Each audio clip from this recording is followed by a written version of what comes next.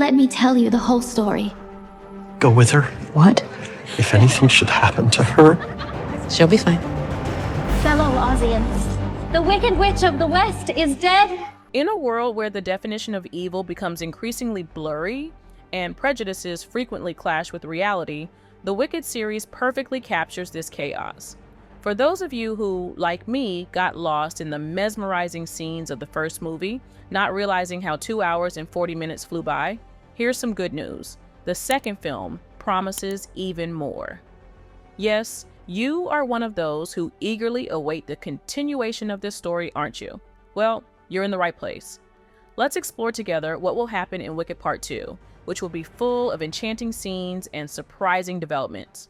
Are you ready for insane spoilers? Let's get started.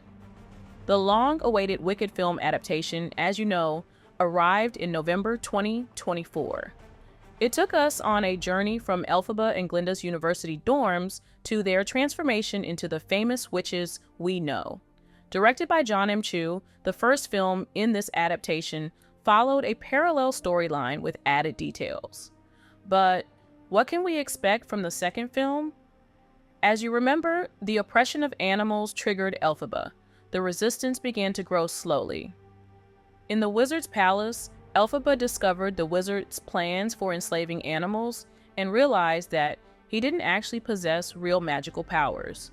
Using the Grimoire book, she performed a spell that caused the wizard's monkeys to grow wings, leaving them in agony. Even though we know these events from the musical, I'm sure I wasn't the only one getting excited again as we watched, right? At the climax of the film, Elphaba rises above the people of Oz with a magical broom, defying gravity. This leads to Glinda staying behind in sorrow over Elphaba's decision, agreeing to join the wizard. This creates a deep rift between them, setting up the second part of the story. Elphaba is now the Wicked Witch of the West.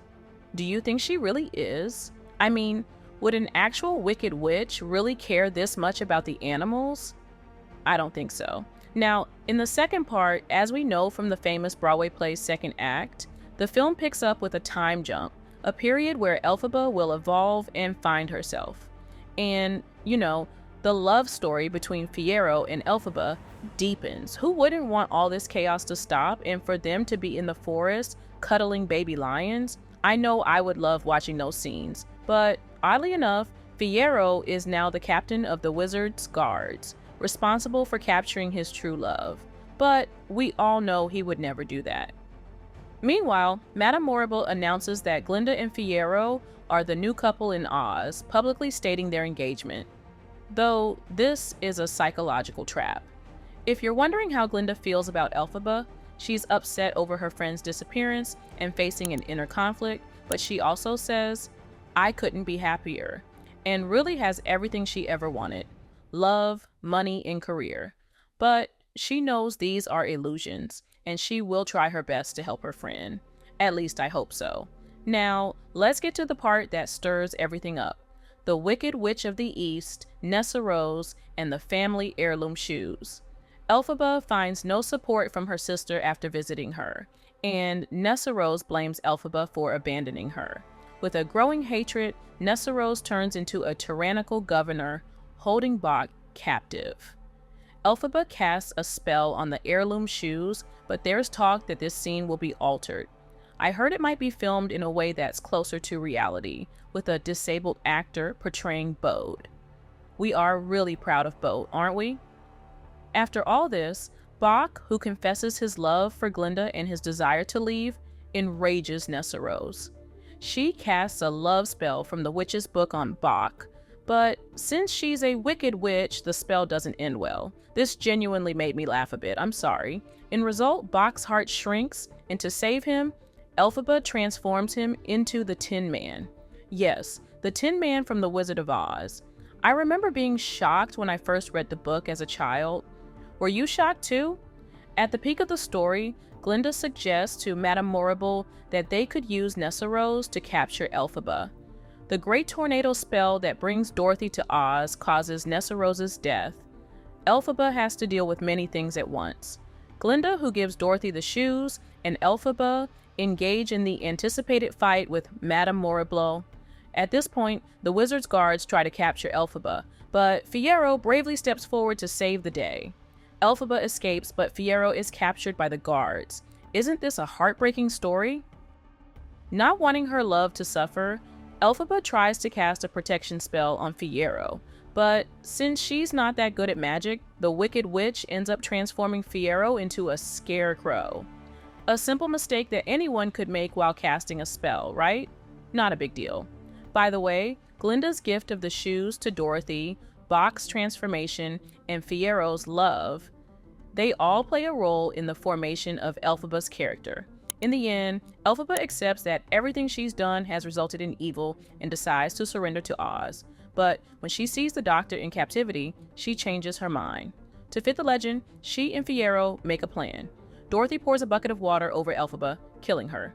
According to the legend, water can kill Elphaba, but the real story is that Elphaba fakes her death and runs away with Fierro. Glinda, on the other hand, eventually chooses to truly be good, punishing the wizard and Madame Morrible. But maybe for Glinda and Elphaba's friendship to improve, Glinda could also be involved in the plan or even come up with the plan herself. What do you think? We can watch it as a result of a beautiful friendship. I think the most important scenes we will see in the trailer will be the following. The first is Glinda and Morrible's horrifying plans for Elphaba. Also, we may see all the spells that go wrong. That can be fun to watch. Also, I hope to finally see Dorothy in the trailer. We've been expecting her for a while now. And the last scene should definitely be about Elphaba's death. Oh, and I know I didn't tell you, but the wizard is Elphaba's dad. Yes, you may have experienced a little shock, but I think we will understand this in the trailer with the confused and sad wizard's regret when he is punished. If you are wondering where he understands it, let me tell you. We will understand it from the green bottle that Glinda finds after Elphaba fakes her own death. Glinda gives this bottle and Elphaba's witch hat to the wizard as proof of her death. And he's just like, oh, ops is mine, I guess. Yes, all these seem to be striking scenes in the trailer. But, well, you can tell me what you think in the comments below. All of this is happening on Broadway, but our director has shared some insights.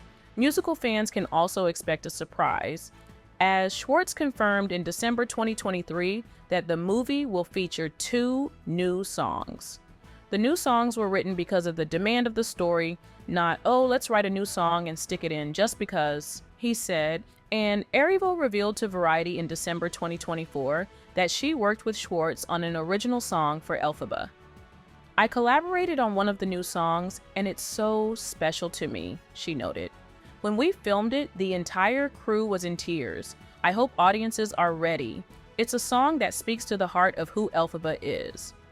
So, for those who are clueless, let me just say that the second film will be released on November 21st, 2025. I know you're really excited for it, so do I. In the second film, we'll explore how we can't fully distinguish between right and wrong, how we can't see the perspectives behind a widely accepted legend, and how written words can differ from lived experiences. If you enjoyed the video, don't forget to like, share your thoughts in the comments, and subscribe. You can check out my channel for more Wicked content.